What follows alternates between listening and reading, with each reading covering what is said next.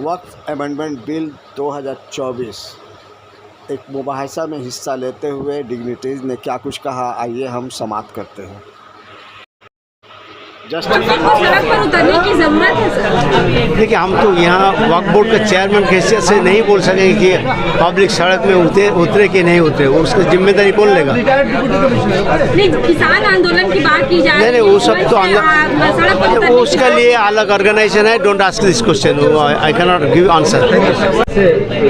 में बहुत बेचैनी है इस बिल को लेकर। यकीनन बेचैनी तो होनी ही चाहिए, इसलिए कि ये जो तरीक़ा है, हमारे जो मिल्कियत है, हमारे जो प्रॉपर्टीज़ हैं, हमारे ज़मीन है, इनको कब्ज़ा करने की जो नापाक साजिश है। ये एक तो हुकूमत हमारे बच्चों के लिए न स्कूल खोलती है तरीक़े से, ढंग से, रिमोट एरिया में। ये मदारिस जो है हमारे अपने वक्फ के ज़मीन से, औकाफ के ज़मीन से चलते हैं, और ये ज़मीन, ये जो वक्फ के ज़रिया हमारे हज़ारों की तादाद में जो मदारिस खुले हुए हैं, उसको हम लोग अपने से मैनेज करते हैं। बावजूद उसके हुकूमत इनको अपने कब्ज़े में लेना चाह रही है और एनक्रोचमेंट करेगी। वो बाद में ये साबित कर देगी। ये जो ट्राइब्यूनल, ये जो अभी डिस्ट्रिक्ट कलेक्टर को ये पावर दिया जा रहा है, वो कभी हमारे फेवर में कोई बयान देगा ही नहीं। ये हाल है। ये जो आज की जो नशिस्त रही है, ये तो बंद कमरे में हुई है, इस तक जाने के लिए इंशाअल्लाह NRC CA की तरह, जिस तरह हम लोगों ने पूरे हिंदुस्तान में एक जाल बिछा दिया था तहरीक का, इसी तरह इस तहरीक को भी हम लोग पिछले हफ्ते हम लोग दिल्ली में थे। दिल्ली की मुशावरत मरकज़ी कमेटी ने भी ये फ़ैसला लिया है कि हम लोग इसको पूरे इसमें, और all India Muslim personal law board हो, जमात इस्लामी हिंद हो, अमारत शरिया हो, तमाम मुस्लिम ऑर्गेनाइजेशन तंजीमें इसमें मुत्तहिद हैं और इस सिलसिले में आगे काम कर रहे हैं।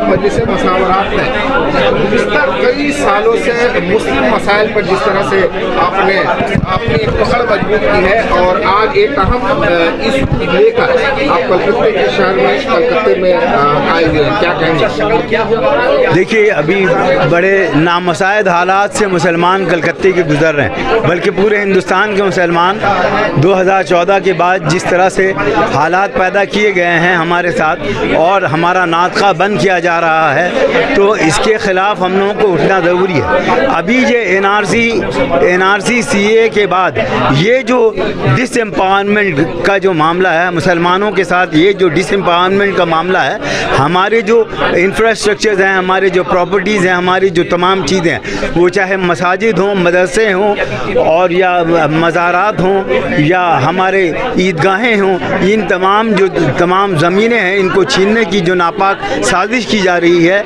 ये इस तरह के ये अमेंडमेंट बिल ला करके इसके ख़िलाफ़ हम लोग मुत्तहिद होकर पूरे हिंदुस्तान में तहरीक चलाएंगे। हुकूमत ये न समझे कि एक तरने वाला है। हम लोग जिस तरह NRC CA में आगे बढ़े थे, हम उम्मीद करते हैं कि इस बार हम लोग मुत्तहिदा तौर पे काम करके हम लोग हुकूमत की इस नापाक साजिश को नाकाम बनाएंगे। देखिए, वक्फ बोर्ड को रास्ता में तो पब्लिसिटी करने का नहीं है, वो अकॉर्डिंग टू स्टैट्यूट जो करना है वही करेंगे, कानूनी काम करेंगे। रास्ता में उतरना वक्फ बोर्ड का काम नहीं है, ठीक है? आप पब्लिक को किस तरह से जागरूक करेंगे? उसका लिए तो गवर्नमेंट है, गवर्नमेंट को लेना है। मुस्लिम ऑर्गेनाइजेशंस हैं, they will make them aware. आज प्रोग्राम क्यों नहीं नहीं, हम लोग अवेयरनेस प्रोग्राम करने का इरादा है, वो सब चल रहा है। अभी पेपर वर्क चल रहा है, पेपर वर्क खत्म होने के बाद पब्लिक अवेयरनेस प्रोग्राम भी होगा। सर, आपने कुछ आर्टिकल्स के बारे में बताया है, क्या क्या तब्दीली आ सकती है जो आम पब्लिक के लिए ज़्यादा खतरनाक है? वो तो हम बोल चुका है ऑलरेडी कि ये जो कानून ला रहा है, वक्फ अमेंडमेंट एक्ट बिल जो ला रहा है, this is against the interest of the community. And वो जो नया बिल जो होगा, इसमें एक हड़बड़ी हो जाएगा, सब कुछ क्लीन एंड क्लियर चीज़ नहीं रहेगा। इससे तो कन्फ्यूजन क्रिएट हो जाएगा, इसमें वक्फ का नुकसान ही होगा। जेपीसी में 5 करोड़ से लोग ज़्यादा वोट दिए, क्या कहेंगे? जेपीसी में दिया है इसीलिए तो प्रूव हो रहा है कि public is aware of this bill and that's why they have made this observation. वो कितना फ्रूटफुल साबित होगा सर? जेपीसी को जो लोगों ने वोट दिया वो कितना हमारे लिए फ्रूटफुल होगा? देखिए, ये तो हम लोग का काम है, जिसको आम आदमी से ऑब्जेक्शन मांगा, आम आदमी रिस्पॉन्ड किया।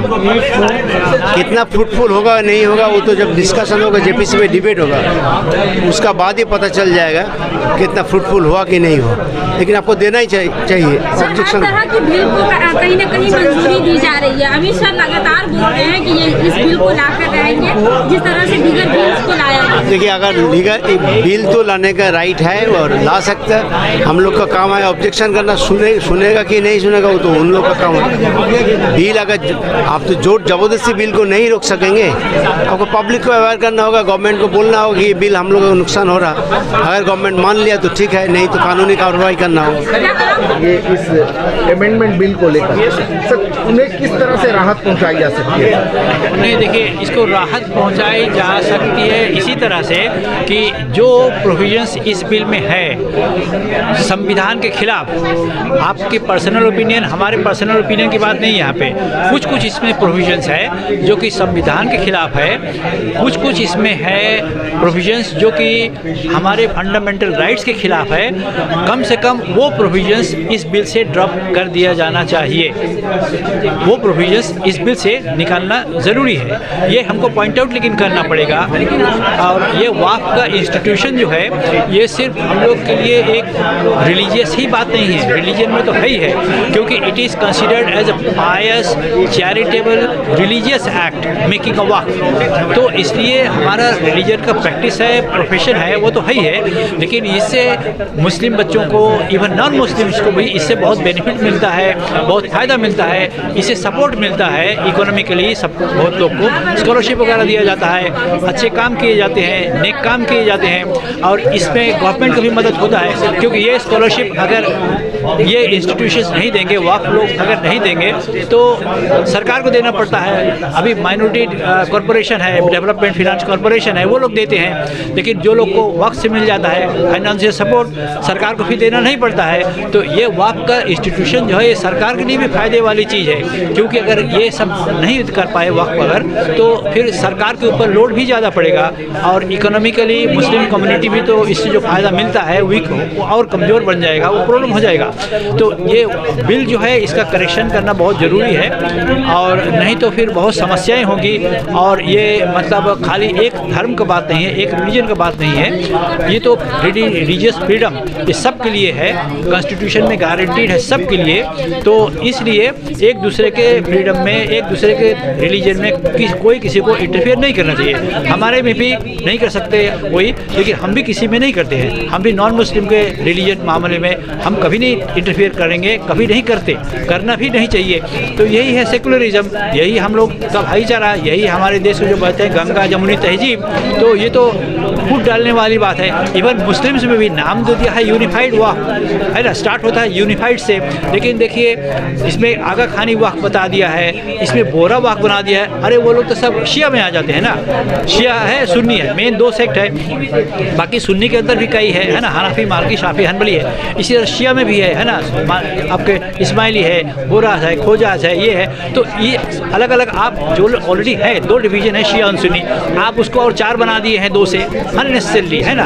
अब आगा खानी अलग कर दिए हैं, अब बोरा अलग कर दिए। वो लोग तो ऑलरेडी कवर्ड थे, शिया वक्फ में तो आते थे वो लोग, अब उनको आप अलग से डिनोमिनेशन बना करके उनका अलग से वक्फ बोर्ड बना रहे हैं। तो आप बात करते हैं, पहला वर्ड है यहाँ पर यूनिफाई, लेकिन you are doing what you are doing is actually disunifying, it is an act of disunification, क्योंकि आप तो सबको साथ लाना चाहिए। ये तो जो दो हिंदू और मुस्लिम थे, या मुस्लिम में भी जो थे, आप यूनिफाई करने की कोशिश करिए।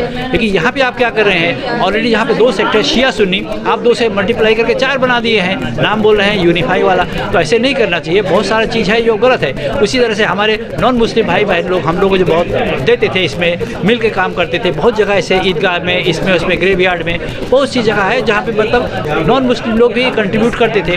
अब क्लियरली आप बोल दिए हैं कि वो नहीं कर सकते, अगर वो करेंगे तो उसको वक्फ एक्ट अप्लाई नहीं नहीं होगा, है ना। Section 104 of the act clearly आप बोल रहे हैं कि उनका दिया हुआ कोई चीज़ होगा, उनका कोई भी गिफ्ट होगा, कोई भी उनका डोनेशन होगा, it will not be governed by this particular act. तो ये क्लियर कर दिए हैं आप, तो इसलिए आप तो सब डिवाइड कर रहे हैं, अलग कर रहे हैं। नहीं तो हम लोग बहुत जगह ऐसे है कि बहुत जगह सतपंथी मध्य प्रदेश में है, सतपंथी मुस्लिम लोग जो है मध्य प्रदेश में, वो लोग तो मुस्लिम हैं लेकिन वो लोग मंत्र पढ़ते हैं, हिंदू का मंत्र पढ़ते हैं वो लोग मरने पर, है ना, पढ़ते हैं, तो अच्छी बात है, जो अपना अपना तरीका है। बहुत सारे लोग इस तरह से मिलजुल रहते हैं, बहुत कुछ करते हैं जो कि नॉन मुस्लिम प्रैक्टिसेस भी है, लेकिन आप मुस्लिम को जो एक लिमिटेड उसमें है उसको भी आप तोड़ रहे हैं, उसको भी आप फोड़ रहे हैं, तो ये तो यूनिफाई नहीं हुआ ना, ये तो आप यूनिफाई नहीं कर रहे हैं। वक्फ अमेंडमेंट बिल को रिजेक्ट करने के लिए आप जैसे जो सिविल सोसाइटी के लोग हैं वो लोग आगे आ रहे हैं, सर कितनी उम्मीदें लगाई जा सकती है कि गवर्नमेंट बैकफुट पर आएगी? नहीं, देखिए गवर्नमेंट तो हम तो यही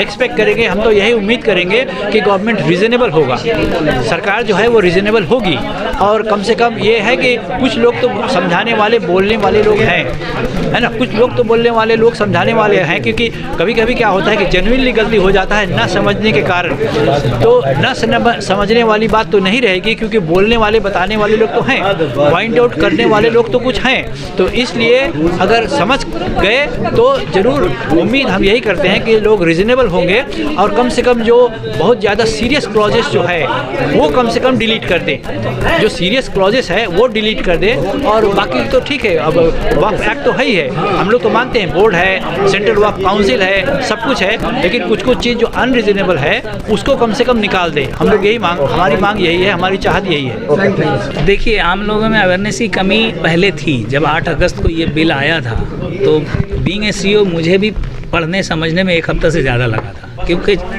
एक साथ 44 अमेंडमेंट्स प्लस सब अमेंडमेंट छोटे छोटे बहुत से, लगभग अगर सही से काउंट किया जाए तो मोर देन 100। तो आम लोग वक्फ बोर्ड को या वक्फ एक्ट के बारे में तो पहले से ही नहीं जानते, बहुत कम लोग, बस सिर्फ एक जहन में बना हुआ है कि वक्फ बोर्ड ऐसा है वैसा है।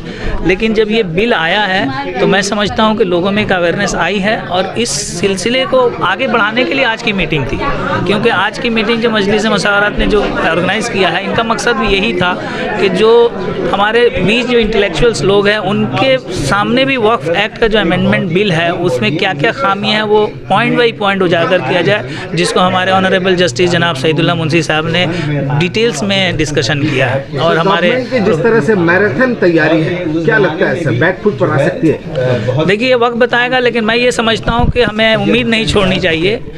वक्फ का मतलब ही है कि हमने अपनी ज़मीन को अल्लाह के नाम पर डेडिकेट कर दिया है, और मेरा अपना मानना है, being a Muslim, being a इस्लाम को फॉलो करने वाला, मुझे ये उम्मीद है कि अल्लाह हमारी मदद करेंगे, और ये मदद अल्लाह ने किया है। वरना जिस तरीके से बिल आई थी, अगर कुछ लोग उसको अपोज नहीं करते, जो लोग उनकी तरफ थे उन्होंने अपोज किया, जिसकी वजह से JPC में गया है, और ये बहुत बड़ा गैबी ताकत है, गैबी मदद है अल्लाह की तरफ से।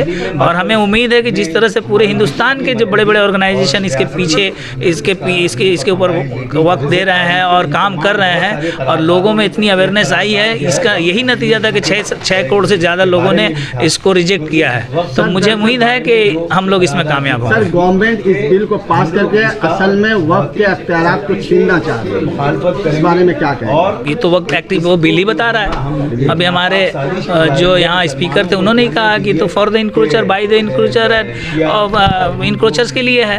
अब जो ज़मीनें इंक्रोच हो गई हैं उसको इतना, अब जो पनिशमेंट का जो क्लॉज था वो भी हट गया है, तो अब लोग तो आँख बंद करके लोग इंक्रोच करेंगे, डर भय खत्म हो जाएगा।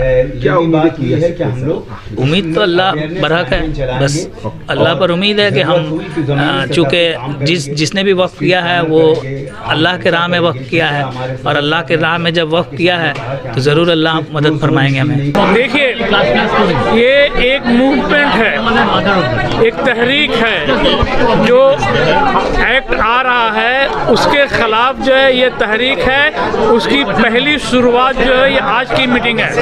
ये मीटिंग यहीं ख़त्म नहीं हो रही है, ये आज जो क्लोज डोर मीटिंग हुई है। आइंदा इंशाअल्लाह ये हम लोग खुली जगह में मीटिंग करेंगे, और साथ ही साथ जो है इसको जो है रोड के ऊपर, रास्ते के ऊपर ले आएंगे, जनरल पब्लिक को इसको इन्वॉल्व कर देंगे, और इस मूवमेंट के ज़रिए किया, हम गवर्नमेंट को बताएंगे कि हम सारे के सारे लोग इस आपके एक्ट के खिलाफ हैं। सर आपने कहा है कि नाउम्मीदी कूद रहे हैं। बिल्कुल हम कभी भी नाउम्मीद नहीं है, हम कोशिश करेंगे, लड़ते रहेंगे। अल्लाह की ज़ात से उम्मीद है कि हम जरूर कामयाब होंगे। बहुत कठिन है डगर पनघट। उससे क्या होता है? देखिए आज तो मगरबी बंगाल मुस्लिम मस्जिद मुशारफ सिर्फ कलकत्ते तक महदूद नहीं है, ये सूबाई कमेटी है। यकीनी तौर पर हम इस अपने शहर से बाहर भी जाएंगे, डिस्ट्रिक्ट में भी जाएंगे और आवाम को उस बेदारी मुहिम में शामिल करेंगे वफ़ के सिलसिले में कि ये बिल क्या है और बिल के क्या असरात पड़ने वाले हैं आने वाले वक्तों में। सर आम मुसलमान जो है वो वक्फ के बारे में बहुत अच्छी तरह नहीं जानते, उन्हें बेदार करने के लिए क्या करना चाहिए? मस्जिद मेरा अपील उन लोगों से ये है, ख़ास करके जो लोग वक्फ से में शामिल हैं या वक्फ किसी न किसी डायरेक्टली इनडायरेक्टली वक्फ के मामला में शामिल हैं, खासकर मस्जिद वगैरह मस्जिदों का मसला है, हम ये उनसे रिक्वेस्ट करेंगे, दरख्वास्त करेंगे वो जल्द अज जल्द अपना एप्लीकेशन वक्फ बोर्ड में डालें। अगर अनरोल्ड प्रॉपर्टी नहीं है तो इनरोलमेंट किया जाए और हमारे मगरबी बंगाल वक्फ बोर्ड जो मौजूद है, बड़ी हमारे जो फ़िलहाल जो मौजूदा चेयरमैन है वो बहुत ही एक्टिव चेयरमैन है और उस पर फौरी तौर पर वो कदम उठा रहे हैं, उनको एनरोल करने की कोशिश की, उनको फौरी तौर पर जो अनरोल्ड प्रॉपर्टी है उसको अनरोल कर लिया जाए। सेंट्रल गवर्नमेंट को आखिर क्या जरूरत पड़ी, सेंट्रल गवर्नमेंट को क्या जरूरत पड़ी कि वो बिल में तरमीमात ले आ रही है, अमेंडमेंट करना? बात साफ है, वफ़ को ख़त्म करने की कोशिश की जा रही है। सर चूँकि बाबरी मस्जिद का मसला हमारे सर पे अभी भी है, वो मसला जो अभी हल नहीं हुआ है और उसको लेकर मुसलमानों में खौफ है कि कहीं ना कहीं उस तरह के ही इशूज़ इस तरह ये अमेंडमेंट बिल को लाकर किया जा सकता है। वो तो शुरुआत था, खात्मा कहाँ है खुदा को मालूम है।